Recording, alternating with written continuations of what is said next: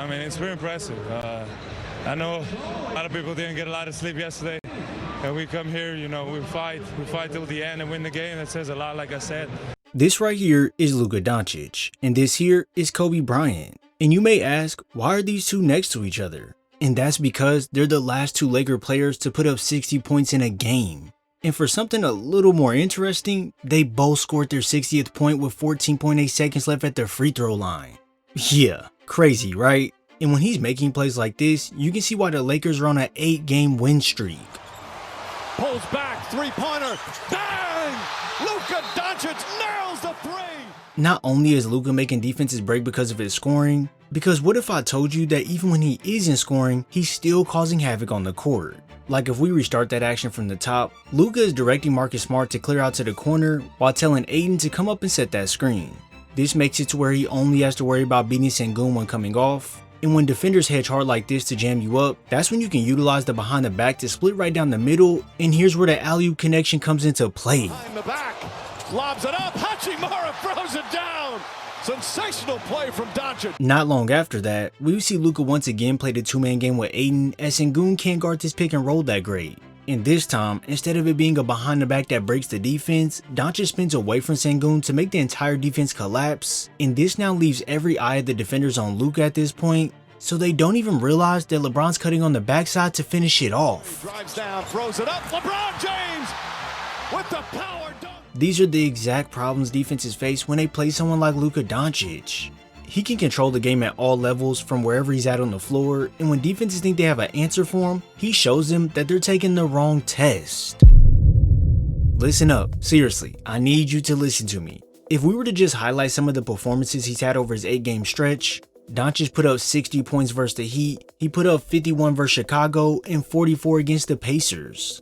Scoring like that is not luck whatsoever, and what Luka did over these past 8 games, most players in the league wouldn't even accomplish in a single year. I think this right here poses a huge question that I want you all to answer. With these performances moving Luka up to second in the MVP voting, does he honestly have a case to win this over Shea, or is it a done deal already? As when you watch Luka, he not only looks like the best player on the floor in most games, but he also looks like the player that has the most control over the game overall. Anytime he receives a screen, the defense has no choice but to give something up. Because if you double him like this, sure, you take away his ability to score the ball. But what you don't take away is his manipulation skill set. With Doncic knowing the first pass a lot of guys would make is back to the guy who replaced their spot on the floor, he looks towards Austin Reeves to make DiVincenzo lunge out. But look here, this was all a setup so Aiden could roll to the rim with little resistance. And at this point, I bet most of you would think that he would send it to Aiden on the roll. But this is where being ahead of the defense at all times is majorly important. As if you locate Bones Highland here on the weak side, he's already in motion to help out to get in front of Aiden to make this pass more risky, and that's exactly what Doncic wanted, as he proceeds to send this all the way across the court to Smart near the corner for the tray ball. Other times when the doubles come his way, it doesn't take him retreating back or faking a pass to Reeves to move the defense. Doncic will instead use the momentum of the defense coming towards him as an advantage to then burst through the gap with the low carry, and while this pass to Jackson Hayes is easy to make and would most likely lead to 2 points in close, sometimes guys just want 3. Finds an open Hachimura. That's a beautiful pass. Doncic finding a wide open. The reason playing defense aggressive like this can be 10 times more dangerous is because say he doesn't spin off the hard edge like we seen in the play earlier, Luka does have this option to hit Aiden who's en route to the basket, but if your defense isn't playing with some sort of care, he'll get right to the heart of everything to lay it in with relative ease. As we all know, his burst of speed isn't the same as it was in years prior, but his angle reading has improved a ton. Like when he comes off this screen, he's not always going to be able to hit this gap with urgency to get downhill. But what he will do is use that outside angle to deliver the ball to Aiden in the paint. And for the times where he isn't passing the ball, Luka doesn't really have that second gear to shift into to beat KD off the dribble to the rim. But what he does so well is making the defender commit to him heavy going one way, only for Doncic to abruptly change directions to attack that top foot. And now with Durant having to turn his hips completely to recover, he just gives up the bucket inside. Things like that are what start the frustration in defenders, as it's not like Luka is so fast to blow by you, but somehow he still manages to do so. And it's all because he knows where he wants to go before navigating, and then he'll take certain angles that work against the defense but benefit him fully.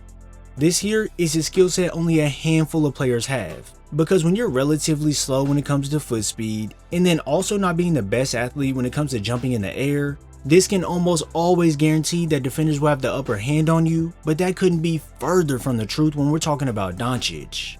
Little things such as making sure he gets into your body when driving gives him the leverage when attacking. If he does get into your body, but it doesn't create the space needed, he can then use the up fake to get Nas on the trampoline before stepping around to lay it in.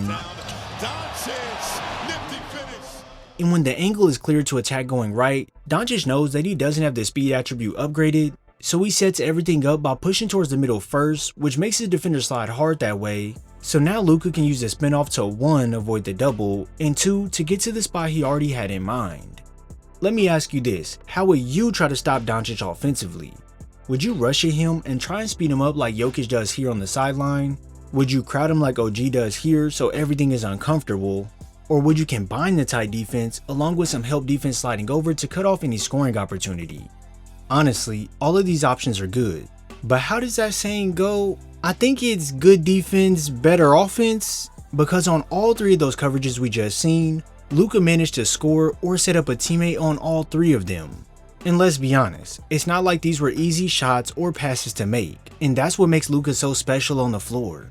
Because time and time again, defenses will throw different looks at him, but it gets to a point where you start to realize that there's nothing you can do to stop a man who's truly on a mission. And that mission is to prove to you that he's simply unstoppable. I understand people don't like that Doncic shoots the ball more than he drives to the rim, but trust me, it gives us amazing shots to be on display. Such as when he attacks Dorian Finney-Smith here, Doncic isn't quick enough to get all the way to the rim. So when he's cut off, it's not like the play just ends here, as he can flow right into a spin back fadeaway over the top of both defenders. It's almost like Luka doesn't even see the contest once he gets to his spot, because when Cat is waiting for him and Michael is on his hip, Luka isn't even thinking about passing when he sidesteps to create that space. And over both of the contests, this one is just pure money. Even when we go further out, this is where people get tired of Luka just throwing up threes, but you tell me, how do you stop someone who's confident enough to shoot shots like this? Close games recently. Doncic steps back, 3-pointer, puts it in. Luka Doncic from way deep. Oh, and if that wasn't enough, how about stopping someone who doesn't need any space at all and his focus remains strong? 4 on the shot clock. Doncic, dagger. Like, I understand that the 3-ball can get boring at times, and seeing the step backs get spammed over and over again can sometimes lead to shots that aren't the greatest. But without that threat of him shooting the ball from deep, these times where Jaden McDaniels leaves the paint completely uncovered, instead of letting Dante get back to cover Doncic, wouldn't happen, and now it leads to easy lobs.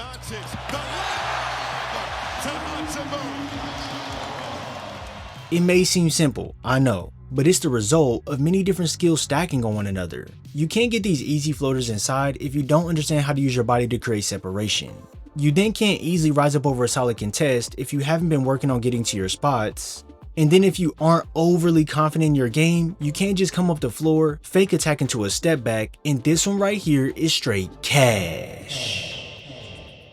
And that right there is what separates Luka Doncic from almost everybody in the league right now. It's not the athleticism, it's not the speed, and it's not even the scoring numbers, as crazy as those numbers are. It's the fact that every single thing he does on the basketball court is connected. The passing, it sets up the scoring. The scoring opens up the passing. The reading of the defense creates the easy buckets. And the easy buckets come from him already knowing what he's gonna do before the defense can even react. That right there isn't something you can just teach a guy. That's a level of basketball IQ that takes years to develop. I mean, think about what we witnessed over the last couple weeks. 60 points, 51 points, 44 points, and an 8-game winning streak.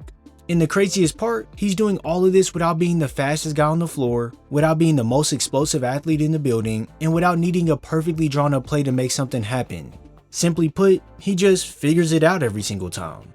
If you enjoyed this video, make sure you drop a like, comment down below who you want to win MVP, and make sure you subscribe and turn on post notifications so you're first to know when I upload. I thank you for your support, and I'll see you in the next video.